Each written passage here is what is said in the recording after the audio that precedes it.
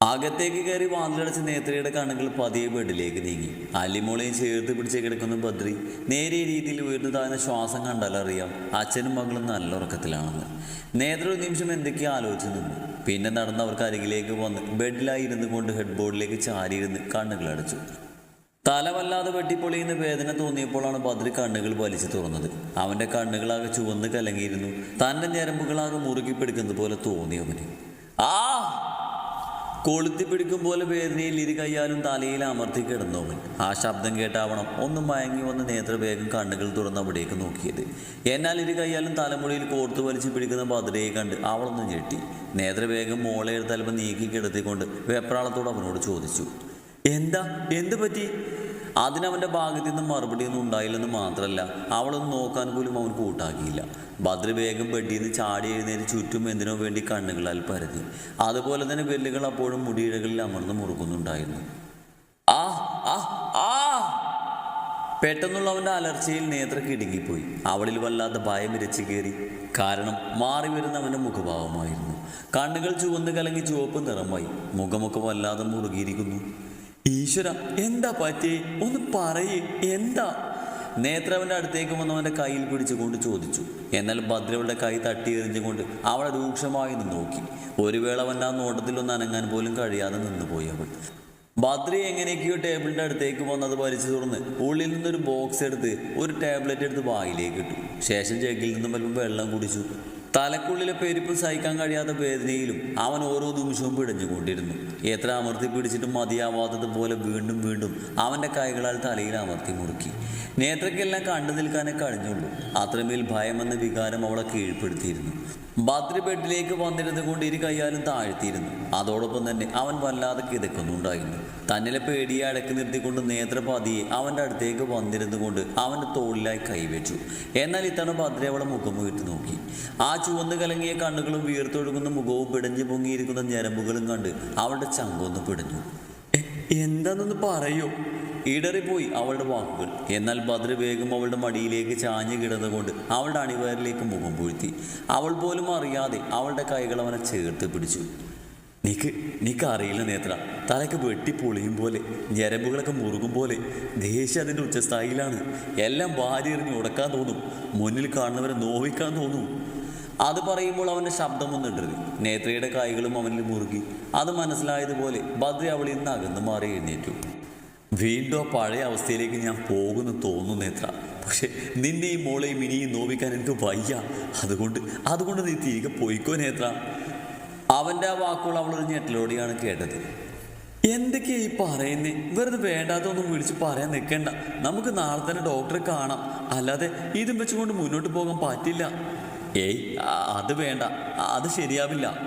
അവൻ അവളെ നോക്കാതെ ഒരു പതർച്ചയോടെ പറഞ്ഞു. അത് മനസ്സിലായതുപോലെ നേത്രയുടെ കണ്ണുകളൊന്ന് ചുരുങ്ങി. അതെന്താ ശരിയാവാത്തത്? പറ്റില്ല.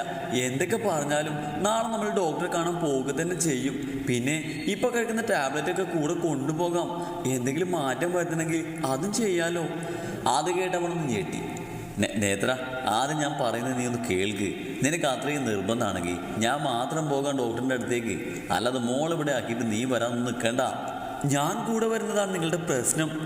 അവന് മുന്നിലായി വന്നു നിന്നുകൊണ്ട് കൈ രണ്ടും മാറിൽ പിണിച്ച് കെട്ടിക്കൊണ്ട് അവളത് ചോദിക്കുമ്പോൾ ഭദ്ര അവളിൽ നിന്ന് മുഖം മാറ്റി. അവൻ്റെ മുഖത്ത് ഓരോ ഭാവങ്ങളും ശ്രദ്ധിക്കുകയായിരുന്നു നേത്ര. ഇതിനോടൊക്കെ തന്നെ അവൻ തന്നോട് എന്തോ മറക്കുന്നതായി തോന്നിയവൾക്ക്. അതുകൊണ്ട് തന്നെ നാളെ അവൻ്റെ ഒപ്പം പോകണമെന്ന് അവൾ തീരുമാനിച്ചു. എന്നാൽ പുറത്ത് ഇവരുടെ ഈ സംസാരമൊക്കെ കേട്ട് ആ കണ്ണുകളൊന്ന് ചുരുങ്ങി. പിന്നെ എന്തോ തീരുമാനിച്ചുറപ്പിച്ചതുപോലെ അവൻ അവിടുന്ന് പോയി. പിറ്റേന്ന് രാവിലെ ഡോക്ടർ സക്കറിയുടെ മുന്നിൽ ഇരിക്കുവാണ് നേത്രയും ബദ്രിയും. നേത്രയാണ് അയാളോട് എല്ലാം സംസാരിക്കുന്നത്. ബദ്രി താല്പര്യമില്ലാത്തതുപോലെ വെറുതെ ഇരിക്കുന്നു എന്ന് മാത്രം. ഡോക്ടർ, ഇപ്പോൾ കഴിച്ചുകൊണ്ടിരിക്കുന്ന മെഡിസിൻ എന്തെങ്കിലും മാറ്റം വരുത്തേണ്ടതുണ്ടോ? അതോ ഇതന്നെ തുടർന്നാൽ മതിയോ? നേത്രയുടെ ആ ചോദ്യം കേൾക്കിയ സക്കറിയെ ബദ്രിയോ എന്ന് നോക്കി. ശേഷം അവളെയും. എന്താ ഡോക്ടർ, എന്തൊന്നും പറയാത്തത്? അയാളിലെ മൗനം കൊണ്ടാവണം അവൾ വീണ്ടും തിരക്കി. മിസ്സിസ് നേത്ര, അതിന് ബദ്രി ഇപ്പോൾ ടാബ്ലറ്റ് ഒന്നും കഴിക്കുന്നില്ലെന്ന് മാത്രമല്ല, ഇത് വെറും പെയിൻ കില്ലറാണ്. അയാളത് തുറന്നു പറയുമ്പോൾ നേത്ര ഞെട്ടിലോട് അയാളെ നോക്കി. ബദ്രി, കുറച്ചു നേരം പുറത്ത് വെയിറ്റ് ചെയ്യും. ഞാൻ നേത്രയോടൊന്ന് സംസാരിക്കട്ടെ. ഡോക്ടർ അത് പറയുമ്പോൾ ബദ്രി നേത്രയെ നോക്കിക്കൊണ്ട് പതിയെ എഴുന്നേറ്റ് പുറത്തേക്ക് ഇറങ്ങി. ഡോക്ടർ, എന്താ ഇതൊക്കെ? അസുഖമുള്ള ഒരാൾക്ക് മരുന്ന് കൊടുക്കാതിരിക്കുക, പകരം പെയിൻ കില്ലർ കൊടുക്കുക, എന്താ ഇതിൻ്റെയൊക്കെ അർത്ഥം? നിങ്ങളൊരു ഡോക്ടർ തന്നെയാണോ? എന്തായാലും ഞാൻ ഇൻഫോം ചെയ്യേണ്ട ഒരു ഇൻഫോം ചെയ്യും. അങ്ങേയറ്റം ദേഷ്യത്തോടെയും വാശിയോടെയുമാണ് അവളത് പറഞ്ഞത്. നേത്ര, എനിക്ക് പറയാനുള്ളത് താൻ അതൊന്ന് കേൾക്ക്. എന്നിട്ട് തനിക്ക് പറയാനുള്ളത് എന്താണെന്ന് വെച്ചാൽ പറഞ്ഞോളൂ. അയാൾ വളരെ ഗൗരവത്തോടെ അത് പറയുമ്പോൾ നേത്ര എന്താണെന്ന രീതിയിൽ അയാളെ നോക്കിയിരുന്നു. നേത്രക്ക് അറിയാലോ, ബദ്രിയുടെ അസുഖം പൂർണ്ണമായും അവനിൽ നിന്ന് വിട്ടുമാറിയിട്ടില്ല. അതുകൊണ്ട് തന്നെ അവന് മെഡിസിൻ കൂടിയേ തീരൂ. അതവനെ ചികിത്സിക്കുന്ന ഡോക്ടർ എന്ന രീതിയിൽ എനിക്കറിയാവുന്ന കാര്യമാണ്. കഴിഞ്ഞ തവണ ബദ്രി ഇവിടേക്ക് വരുമ്പോൾ അപ്പോഴത്തെ അവൻ്റെ സ്ഥിതി അനുസരിച്ചുള്ള ടാബ്ലറ്റാണ് ഞാൻ കൊടുത്തത്. പക്ഷേ അന്ന് അവനത് വാങ്ങാൻ കൂട്ടാക്കിയില്ലെന്ന് മാത്രമല്ല, ഇതായിരുന്നു അവൻ്റെ മറുപടി. വേണ്ട ഡോക്ടർ, ഇനി എനിക്കിതിൻ്റെ ആവശ്യമില്ല. ഡോക്ടർ പറയാൻ തന്നെ എനിക്കിപ്പോൾ അറിയാം എന്നെ ഇനി ഈ രോഗം പൂർണ്ണമായും വിട്ടുമാറില്ലെന്ന്. അത് മാത്രമല്ല, ഇനി എനിക്കിതിൻ്റെ ആവശ്യമുണ്ടെന്ന് തോന്നുന്നില്ല. കാരണം എൻ്റെ വിധി ഞാൻ തന്നെ നിശ്ചയിച്ചു കഴിഞ്ഞു. ഇതായിരുന്നു അവൻ്റെ മറുപടി. ആ വാക്കുകൾ വീണ്ടും വീണ്ടും മനസ്സിലേക്ക് വരവേ നേത്രയുടെ ഉള്ളിലൊരു കൊള്ളിയാൻ മിന്നി. പക്ഷേ എനിക്കെൻ്റെ ഡ്യൂട്ടി ചെയ്യാതിരിക്കാൻ കഴിയില്ലല്ലോ.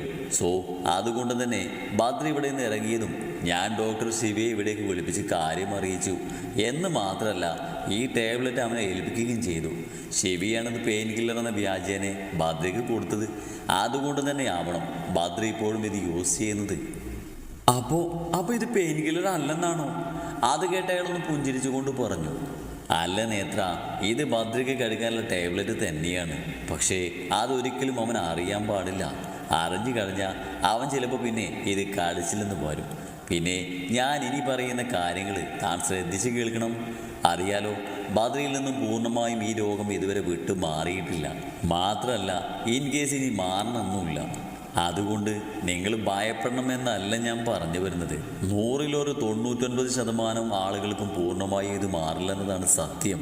ഒരു വ്യക്തിയുടെ ഉള്ളിൽ ഉറങ്ങിക്കിടക്കുന്ന ഈ രോഗം ചില ഇൻസിഡൻസ് മൂലമോ ആരുടെയെങ്കിലും അഭാവം മൂലമോ അല്ലെങ്കിൽ അവർക്ക് പ്രോക്ക് ചെയ്യുന്ന എന്തെങ്കിലും സംഭവങ്ങൾ കാരണമോ ഇത് വീണ്ടും പുറത്തേക്ക് വന്നേക്കാം. അതൊരിക്കലും അവരുടെ കുറ്റം കൊണ്ടല്ലെന്ന് നമ്മൾ മനസ്സിലാക്കണം. ബദ്രിയുടെ കാര്യത്തിൽ താനിവിടെ ശ്രദ്ധിക്കാനുള്ളത് അവൻ്റെ മൈൻഡ് ഡിസ്റ്റർബ് ആകാതിരിക്കുക എന്നത് മാത്രമാണ്. മാത്രമല്ല, കൂടുതൽ സമയം അവൻ്റെ കൂടെ ചെലവഴിക്കാൻ ശ്രമിക്കണം.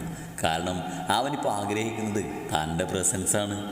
എനിക്ക് ഉറപ്പുണ്ട് നേത്ര, താൻ കൂടെ ഉള്ളപ്പോൾ അവനൊരിക്കലും ആ പഴയ സ്റ്റേജിലേക്ക് പോകേണ്ടി വരില്ലെന്ന്. അല്ലെങ്കിലും താൻ തന്നെയല്ലേ അവനൊരിക്കലും ഈ നിലയിലേക്ക് കൊണ്ടുവന്നത്. അല്പം വാത്സല്യം കലർത്തി അയാളത് പറയുമ്പോൾ കേട്ടിരിക്കാനേ നേത്രക്ക് കഴിഞ്ഞുള്ളൂ. ശിവ പറഞ്ഞ ഏറെക്കുറെ കാര്യങ്ങൾ എനിക്കും അറിയാം. എങ്കിലും പറയുന്നത് കൊണ്ട് നേത്രക്കൊന്നും തോന്നരുത്. ജീവിതം ഒന്നേ ഉള്ളൂ. അതൊരിക്കലും വാശിയുടെയും ദേഷ്യത്തിൻ്റെയും പേരിൽ കളയാനുള്ളതല്ല. അറിയാം അവൻ നേത്രയോട് ചെയ്തതൊന്നും ഒരു പെണ്ണെന്ന നിലയിൽ സഹിക്കാനോ പൊറുക്കാനോ കഴിയില്ലെന്ന്. പക്ഷേ അവൻ ചെയ്തതിനുള്ള ശിക്ഷ ഇതിനോടകം തന്നെ അവൻ അനുഭവിച്ചു കഴിഞ്ഞു. ഇനിയും ശിക്ഷിക്കുന്നത് ശരിയല്ല മോളെ. അയാളുടെ ആ അവസാന വാചകത്തിൻ്റെ പൊരുൾ എന്താണെന്ന് അവൾക്ക് മനസ്സിലായില്ല. അതേക്കുറിച്ച് അയാളോട് ചോദിക്കണമെന്ന് തോന്നിയെങ്കിലും പിന്നെ അവൾ വേണ്ടെന്ന് വെച്ചു. തിരികെയുള്ള യാത്രയിലാണ് അവരിരുവരും. ബദ്രി ഇടയ്ക്കിടയ്ക്ക് അവളെ നോക്കുന്നുവെങ്കിലും നേത്ര അവനൊന്നും നോക്കാൻ പോലും കൂട്ടാക്കിയില്ല. പെട്ടെന്ന് കാറൊരു സൈഡിലേക്ക് ഒതുക്കി നിർത്തിയതും നേത്ര മുഖം ചരിച്ച് അവനൊന്ന് നോക്കി. അവൻ്റെ മിഴികളും അപ്പോൾ അവൾ തന്നെയായിരുന്നു. എന്താ? തീർത്തും ഗൗരവത്തോടെയുള്ള ചോദ്യമായിരുന്നു അവളുടേത്. നേത്ര, ആക്ച്വലി നിന്റെ പ്രോബ്ലം എന്താ? അവിടെ നിന്ന് ഇറങ്ങിയത് മുതൽ നീ ഇതേ ഇരിപ്പ് തന്നെയാണല്ലോ. എന്താ നിന്റെ പ്രശ്നം? അവൻ വല്ലാത്തൊരു അസ്വസ്ഥതയോടെ ചോദിച്ചു. അത് കേട്ട് നേത്ര അവനൊന്ന് രൂക്ഷമായി നോക്കി. എന്താണെന്ന് അറിയില്ല നിങ്ങൾക്ക്? അതേ രൂക്ഷമായ നോട്ടത്തിൽ അവൾ ചോദിച്ചു. നേത്ര, ഞാൻ ടാബ്ലറ്റ് കഴിക്കാത്തതാണോ നിന്റെ പ്രോബ്ലം? എങ്കിൽ നീ എന്നോട് തർക്കിച്ചിട്ട് കാര്യമില്ല. എനിക്ക് താല്പര്യമില്ല അതൊക്കെ കഴിക്കുന്നതിനോട്. വേണ്ട, നിങ്ങൾ കഴിക്കണ്ട. സ്വന്തം ഇഷ്ടം പോലെ എന്താണെന്ന് വെച്ചാൽ ആയിക്കോ. ഞാൻ എൻ്റെ മകൾ നിങ്ങൾക്കൊരു തടസ്സമായി വരില്ല. അല്ല, എന്നെ ഒഴിവാക്കിയിട്ട് എന്നാ ഇനി ആ സ്വപ്നയെ വിവാഹം കഴിക്കാൻ പോകുന്നത്? എന്നാ ഇറങ്ങണമെന്ന് പറഞ്ഞാൽ മതി, ഞാൻ പോയേക്കാം. ബാക്കി പറയും മുന്നേ ബദ്രി കോപത്തോടെ അവളുടെ കവളിൽ കുത്തിപ്പിടിച്ച് അവൾ അവനിലേക്ക് അടുപ്പിച്ചു കൊണ്ടും പറഞ്ഞു. ഞാൻ നിന്നെ തേടി കണ്ടുപിടിച്ച് കൂടെ കൂട്ടിയത് വീണ്ടും നിന്നെ ഒഴിവാക്കാനല്ല, പകരം ഈ ജീവിതം മുഴുവൻ എന്നോടൊപ്പം കഴിയാനോ. എൻ്റെ ജീവൻ നിലക്കുന്നത് വരെ ആർക്കും വിട്ടുകൊടുക്കില്ല ബദ്രി നിന്നെ. എൻ്റേതാ നീ, എൻ്റേത് മാത്രം. വാശിയോട് അതും പറഞ്ഞുകൊണ്ട് അവനവിടെ പുറകിലേക്ക് തള്ളി മാറ്റി ഇരു കൈയാലും സ്റ്റെയറിങ്ങിൽ ആഞ്ഞടിച്ചു. നേതൃ തൻ്റെ കണ്ണുകൾ മുറുകെ അടച്ചിരുന്നു. നേരിയൊരു ഭയം അവളിൽ ഉടലെടുക്കുന്നുണ്ടായിരുന്നു. എന്നാൽ പെട്ടെന്ന് തന്നിലെന്തോന്ന് അമർന്നു മുറുകുന്നതായി തോന്നിയതും നേതൃ തൻ്റെ കണ്ണുകൾ വലിച്ചു തുറന്നു. ബദ്രി അവളെ എടുത്തുയർത്തി അവൻ്റെ മടിയിലേക്ക് ഇരുത്തിക്കൊണ്ട് അവളുടെ ഇരു കവിളിലുമായി കൈവച്ച് അവളുടെ മുഖം അവന് നേരെ ഉയർത്തിപ്പിടിച്ചു. ഇനി എത്ര കാലം ഞാൻ ഈ ഭൂമിയിൽ ഉണ്ടാകുമെന്ന് എനിക്കറിയില്ല നേത്ര. പക്ഷേ ഉണ്ടാകുന്ന ഈ കാലം അത്രയും എനിക്ക് നിങ്ങളോടൊപ്പം ജീവിക്കണം. ഉണ്ടാവില്ലേ നീ എൻ്റെ കൂടെ? അവളുടെ മിഴികളിലേക്ക് നോട്ടമെറിഞ്ഞ് പതിഞ്ഞ ശബ്ദത്തിൽ അവൻ ചോദിക്കുമ്പോൾ അവൻ പറഞ്ഞ വാക്കുകളുടെ അർത്ഥം ഗ്രഹിക്കുകയായിരുന്നു അവളപ്പോൾ. അവൻ്റെ ഇളം ചൂടുള്ള ചുണ്ടുകൾ തൻ്റെ നെറുകയിലായി അമർന്നതും അവളുടെ കണ്ണുകൾ കൂമ്പിയടങ്ങിപ്പോയി. അതിനപ്പുറം അവളുടെ കണ്ണുകൾ അവളുടെ അനുവാദന പോലും കാത്തു നിൽക്കാതെ അവൻ നിറഞ്ഞൊഴുകി. അല്പനേരം ആ ചുണ്ടുകൾ അവിടെ വിശ്രമം കൊണ്ട ശേഷം പതിയെ അവിടുന്ന് അകന്നു മാറി. നിന്റെ സമ്മതം എനിക്ക് വേണ്ട നേത്ര. കാരണം നിന്റെ ഈ ഒഴുകിയിറങ്ങുന്ന കണ്ണുനീർ തരുന്നുണ്ട് എനിക്കതിനുള്ള മറുപടി. അത് മതി എനിക്ക്. പിന്നെ ഇനി എങ്ങോട്ട് എന്നോടൊപ്പമുള്ള നിന്റെ ജീവിതം നിനക്ക് എത്രമാത്രം സന്തോഷം തരുമെന്ന് എനിക്കറിയില്ല നേത്ര. എങ്കിലും നിന്നെ വിട്ട് ജീവിക്കാൻ എനിക്ക് കഴിയില്ല. സന്തോഷമാണെങ്കിലും സങ്കടമാണെങ്കിലും ഇനിയുള്ള ചുരുങ്ങിയ കാലം നീ എന്നോടൊപ്പം തന്നെ കാണും. ഒരുതരം വാശിയോട് അവനത് പറഞ്ഞ് അവസാനിപ്പിക്കുമ്പോൾ അവളുടെ മനസ്സിൽ ചോദ്യങ്ങളുടെ ഒരു കൂമ്പാരം തന്നെ ഉണ്ടായിരുന്നു. പുറത്തേക്ക് വരാൻ മുമ്പുന്നൊരായിരം ചോദ്യങ്ങൾ.